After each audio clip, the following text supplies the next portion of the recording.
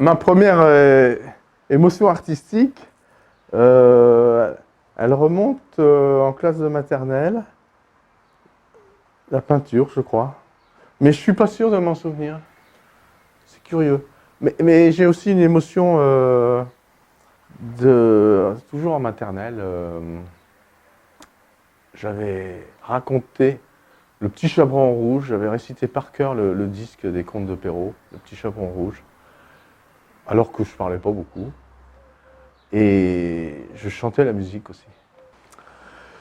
En quoi la spiritualité influence-t-elle mon art? Elle est importante. C'est une dimension intérieure.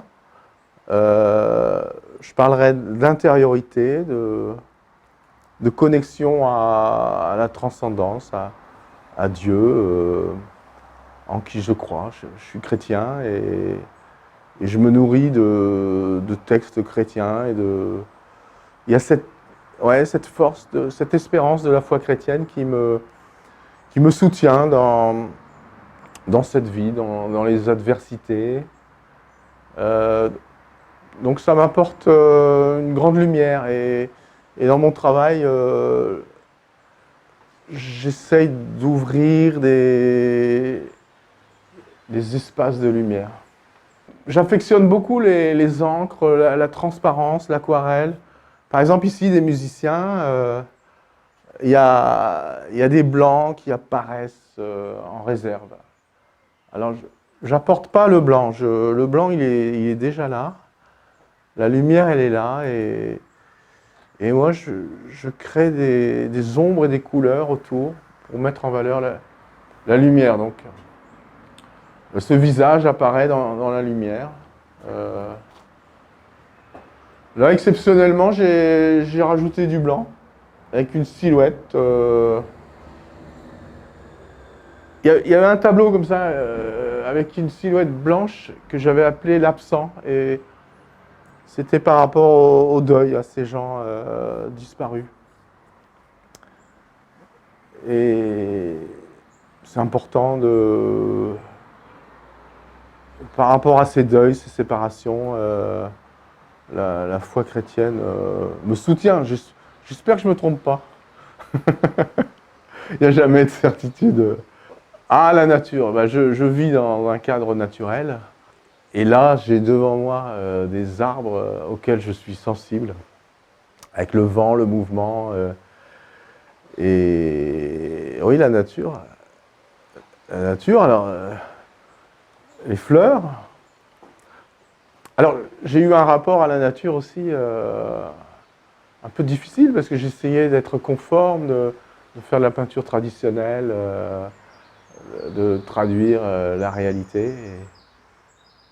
Et j'ai appris dans mes études qu'il fallait simplifier, cligner des yeux. Oui, c'est peut-être la nature qui m'a réconcilié avec, qui m'a ouvert à cette dimension personnelle de l'art. J'essayais de faire comme quand j'étais étudiant à Paris. J'essayais de faire comme les copains, de maîtriser, et j'y arrivais pas. Je faisais des choses moyennes. Et un jour, j'en ai eu marre et j'ai pris un carnet de croquis. Je me suis mis sur un boulevard à Neuilly-sur-Seine où j'étais. Et c'était le printemps. Et j'ai cligné des yeux et j'ai dessiné les ombres et les lumières, les arbres, les ambiances. Et j'ai eu 16 sur 20.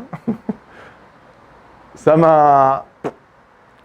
La valeur, les ombres et les lumières, et ça m'a mis en confiance. Et après, la couleur, elle est venue aussi avec ces ombres et les lumières. J'ai un beau-frère musicien qui m'avait commandé des illustrations, donc celui-ci. Il a créé des contes musicaux pour enfants, Philippe Tailleux, flûtiste, et il m'avait demandé à une époque d'illustrer un conte. Et il y avait une chanson. Les chansons, c'est comme des fleurs que le vent sème. J'avais créé le mouvement comme ça. Les œuvres, les dessins que j'avais faits inspirés de Sampé, de l'univers de Sampé. je les ai perdus, ou je ne sais pas ce que c'est devenu. Et là, j'ai refait cette ronde des fleurs qui dansent. Et c'est un des rares, dans les travaux exposés, il y a beaucoup de personnages. Ils ont presque tous, il y a des personnages, sauf celui-ci. Mais les fleurs sont comme des personnages qui se donnent la main, qui font la ronde, qui vivent ensemble, qui créent une harmonie. Et j'aime bien ça. Celui-là, alors c'est une période plus ancienne où je travaillais sur de la toile. C'est une toile de lin noire. Et là, au lieu de faire apparaître le blanc en réserve, j'ai apporté le blanc avec du gesso. Là, c'est influencé par le travail de Alechinsky, peintre belge du XXe siècle. Alors, Paris-Dieppe, bah, c'est un peu... parce que moi, j'ai vécu surtout à Dieppe, quoi, et dans la région, et puis je suis allé vivre à Paris pour faire mes études. Donc, Paris-Dieppe. Et puis, Paris, c'est des attaches familiales. Mes grands-parents. Et j'étais fasciné par Paris. Mon art est-il politique? L'engagement politique, c'est pas facile, hein. Et puis la politique est tellement violente. Mais mon art, il est beaucoup de choses. Il est une tour d'ivoire dans laquelle je me réfugie, une fuite de la réalité. Il est aussi un regard sur ce monde et une ouverture sur l'inconscient. Est-il politique? Je ne crois pas. Je crois pas. Il se veut aussi amuseur. Je donne une place à l'humour. Mon amie la vache, elle est très gentille avec ses belles taches. Elle mange des fleurs. Bon. Rapport à la nature, je ne crois pas qu'il soit politique. Religieux, spirituel, oui, parfois. Oui, là j'explore des choses personnelles. Le lien affectif, les unions à des femmes, les ruptures aussi, amoureuses, le désir amoureux, le désir de rencontre. Tu m'as laissé la tendresse en héritage, je suis un élan d'amour vers toi. Tu es mon Eldorado, je suis libre de t'aimer. Et là, j'ai cueilli cette pizza pour toi. Qui nous ramène peut-être à des choses plus quotidiennes. Là, c'est aussi des dessins que je faisais sur des papiers et que je collectionnais dans des boîtes et que je ressors. Alors, on retrouve des thèmes aussi, la vache, la fleur, les silhouettes, les personnages anonymes auxquels chacun peut s'identifier, je crois.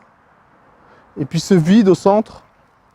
Et je me demande si c'est pas un dessin d'enfant que j'ai mis là au centre.